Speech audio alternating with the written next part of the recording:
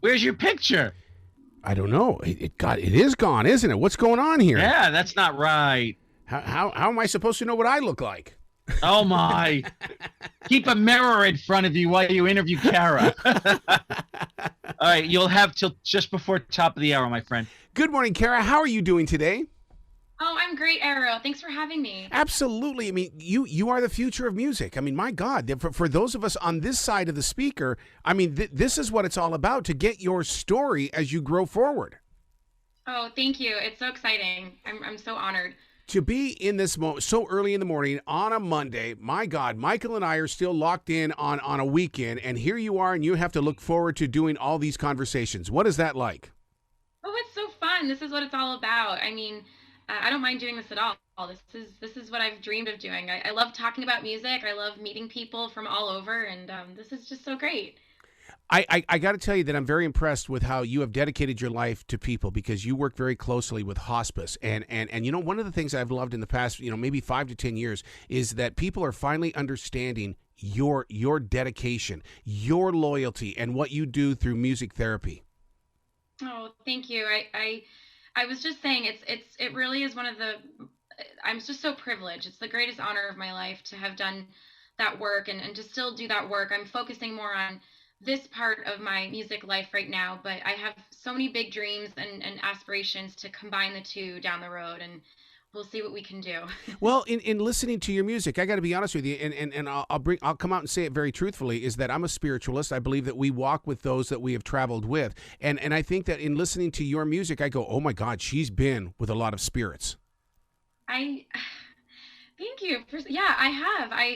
I was saying it in one of my first interviews during the Blinds month when I was out there in LA, and I got really teary because it hit me all at once that a lot of the people that encouraged me to do the voice and to pursue my personal dreams are truly no longer on this earth. They're elsewhere.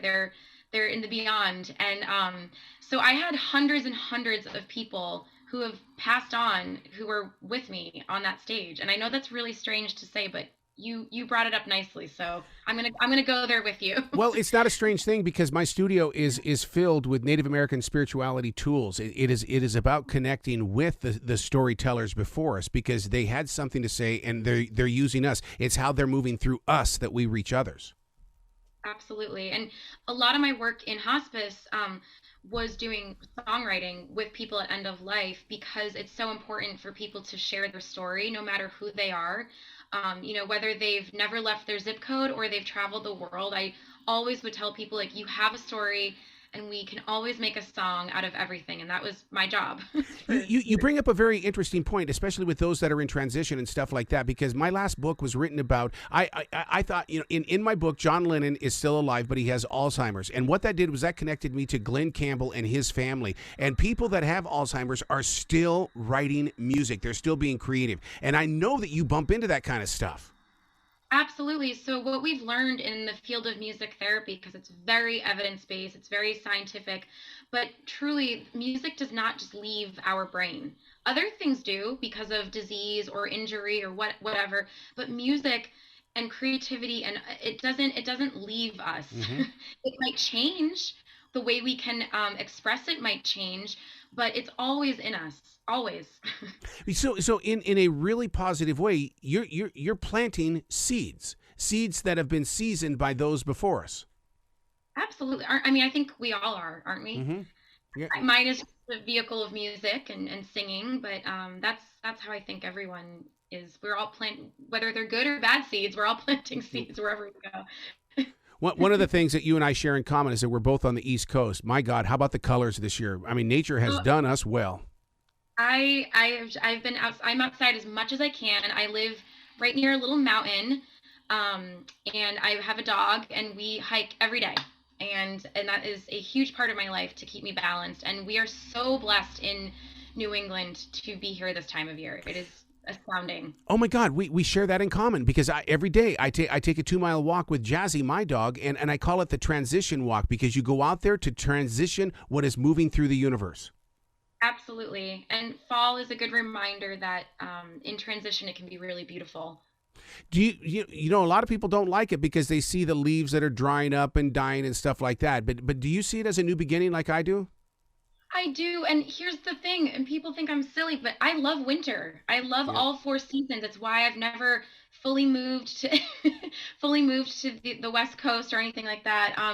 I would really struggle. I love snowshoeing, skiing. I love hiking in the winter. I just love it. I mean, come February, it can get a little, but then spring is ahead. I don't know. I'm cheesy, but I'm a four seasons girl for sure. Well, we usually get your winter storms before you get them, and I know that I always talk with Michael and stuff like that with the way that okay, it's raining down here now, but you're about ready to get blasted by snow. So I'm going to apologize to you of what we do in the South first. All right? Right. Wait, so where are you based out of? You're in Virginia. In Charlotte. So we always That's get those little storms down here, and then but sure enough, man, you get that nor'easter up there, and it's like, oh my God, it started here. I know, but I love it because then everything shuts down and everyone gets all cozy and I love Virginia. Oh my gosh, I've traveled through Virginia quite a few times and it's so beautiful. Yeah. Oh my gosh. Well, the East Coast in general, it's like, why did people move west? They should have just stayed here. I want to be nice because I think people from everywhere love their home, but I'm a big East Coast Appalachian Mountain Yes. kind of. Yeah, I need the green, I need the water. I'm not a desert person. I'm a Pisces. I was telling Michael earlier, I need to be near water and yeah. Oh my God! No wonder you are creative. My first wife was a Pisces. I know Pisces people. Oh my God! I love it. I love it. All right, you sang Leather and Lace. First of all, I know exactly where I was when I first heard this song. It was a highway in Montana going from Billings to Lewistown, Montana. That song has never left my soul. I love that. It's a beautiful song and beautifully written. And I was so excited that we got assigned that song because out of any songs that aren't duets or like it's a perfect duet, and that's what you want in a battle. Even though you're competing, you want it to sound good, and yeah, it's a great song. I'm not going to be shocked if Stevie Nicks doesn't reach out to you. She embraces those that embrace the songs that she does. I should start tagging her on Instagram. You're right. I should start reaching out. That would be a dream. I can't even imagine. And I don't sound like Stevie Nicks. Right. And I didn't want to. I couldn't. I felt like I'd be inauthentic, and there was just a softness in that song, and the way Jay and I were rehearsing it, and where it sat in my range. I don't sound like Stevie Nicks. I sound like Cara, but Yeah. a good song can translate beyond just covering it. I don't ever like to cover a song to copy it. I want to cover it to reinterpret it, but keep the integrity of it. No, I do understand that because there is only one you, and you can only be you. Nobody else can be you, and that's a lot of people get lost in that thought because it's like, I am me. Okay, I'm not going to be anybody else. I am me. Absolutely. That's the only way to be in life. I can't imagine otherwise. It'd be too exhausting. So now, when this journey started, how did it change you as a person?